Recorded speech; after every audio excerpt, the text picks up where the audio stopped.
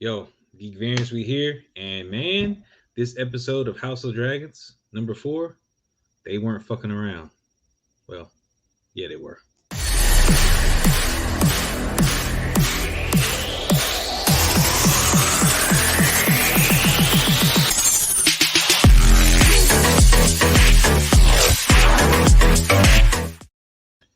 We are back, House of the Dragons, episode 4. You got me today, known as the Disarmer, your host Will, and I am without my co-host Brent today. I got to run solo, and House of Dragons, Game of Thrones is his baby. So you're gonna get my take from everything I've been seeing because I haven't read the books and stuff. But this show, I'm about to go read all these books because this stuff gets better and better every single time. So we're gonna make sure we talk about before we do. Make sure you hit that subscribe button. Make sure you like, comment, talk about everything that you want to talk about because I'm going to talk about all this stuff and how this thing opened up. So, getting right into it. There was no games. There's a lot of courting. There's a lot of trying to who's going to be the one to wed the princess. You got this little cunt, as it was so put, that was trying to make his case, and then the bully who was talking a bunch of shit during the problem. During the whole thing, it became a big problem. During the course of that, I did not expect the little cunt to see him through, and that was absolutely fantastic. Really, really fun way to start the show. Game of Thrones is all about bloodshed, and they were not sparing anything. So throughout this episode, it wasn't a whole lot. Again, it's more furthering the plot and what's going on. You're kind of getting a little bit more um, interesting into the inner workings of how the courting process is going, as well as who's vying for the throne in different directions, as well as who's just going for the princess in general. Everything always leads to the throne. There's no ifs, ands, or buts about it. That's a fact. But the princess, she's got other plans and other things that she wants to do, as well as a few other people. Damon being one.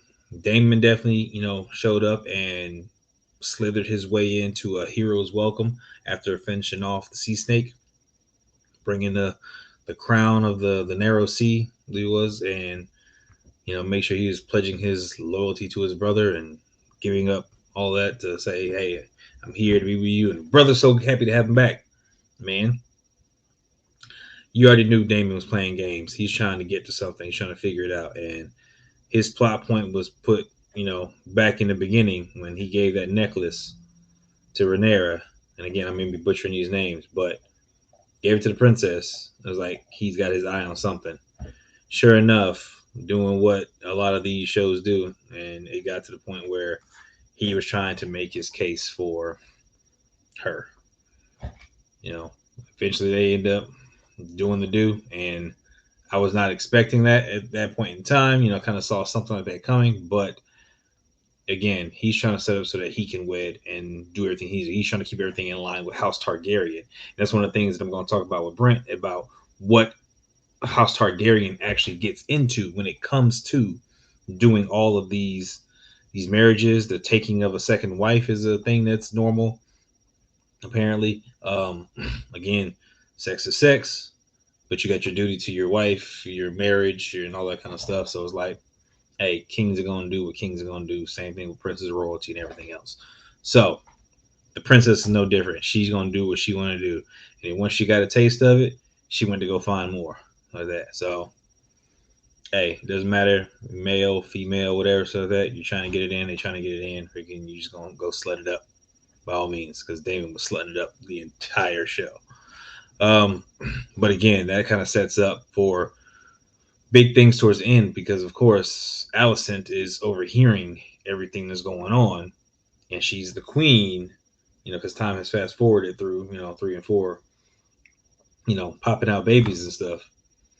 It's like that sisterhood is still there, so trying to look out for each other, but at the same time, I'm the queen, I'm the princess. They're still butting those heads and stuff. That's that little power struggle they're having. But again, incest being on the plate, not surprised, but again, the guard, and I can't remember his name, but the guard it was set up her personal guard that walks around for her father. She got a piece of him, and again, you can tell she specifically chose him out early on. So again, that was set up. So most of this plot has been pretty straightforward. Like you kind of see where things are going, and you can see the cues, and whether you recognize it right away or not, it's easy for you to go back and look and be like, okay, yeah, that was that was pretty obvious where it was going. Just when it was going to happen was the big surprise. The thing that got me the most was again somebody getting disarmed. I did not expect freaking a hand to get cut off that cleanly, but again, at the behest of his daughter, the king was like, "Yo, you need to come up out that emblem." So he found out Otto's plan and started making sure that he started setting things right. So whatever he needed to do to set things right, whatever he needed to do to make sure that his kingdom stays intact and to protect himself, because again, his father, his grandfather, they're all gone, and Otto was present during all of this. So these are things that he needs to protect himself from as king, as to not lose his throne too early, and to make sure that his house stays in power, which is one of the reasons why the setup freaking to wed with the other powerful house over there with Corliss's people. So in that direction, I think that the show is really setting fantastic for episode 4. Like I said, we got a lot of exposition going. There's a lot of things being thrown in play, and I feel like this is going to go get flipped on its head real quick because I dreaded what is that? Episode 9, I think, is where Game of Thrones really ramps up. So we're only at 4 now, so we got plenty more to do to kind of see where they're going to go about it and then set up for whatever kind of bloodbath is. But again, ending the episode, hand has been removed, so replacement hand will need to be put into place, as well as that special elixir, which may take care of a few unwanted things or consequences, as it was put by the king, to make sure that the princess stays as pure as possible, or untarnished, or whatever you want to kind of go with that. And I guess we'll find out whether she takes it or not, because I'm pretty sure they're not going to show it. It's just going to be kind of a, oh, she's pregnant or she's not, and that's what's going to let us know whether she took it or not. I don't think they're going to just straight up say it. I don't know. Overall, this episode, I like the way it go. I like the tension in the episode. I would give this one an 8. I think it's pretty solid there. Again, they're setting up for a lot of buildups, and the cliffhangers are always the biggest part for me. So I definitely want to see the next thing going forward is to who's going to be the replacement hand. And again, tell me in the comments what you think is going to happen. What do you think? What questions do you want answered going into the next episode or throughout the whole season? I want to know what's going to go on with the marriage. Who's going to be the next hand? Because I don't expect that marriage to go off without a hitch. Again, I think you show a little clip. There's some infighting going on. I don't know. The guard who got a piece of the action, is he going to get ousted at any point in time? What is Damon's true intentions at this point now? Because Damon is just kind of left laying and is like, yo, you either, that's a rabid dog at this point. Either you put him down or you get ready to get bit. And Damon definitely seems like the type who's going to bite back real quick. Alicent, she still seems conflicted between, her friend and the king and her father. So she's got to play to whatever suits her best. It's a lot.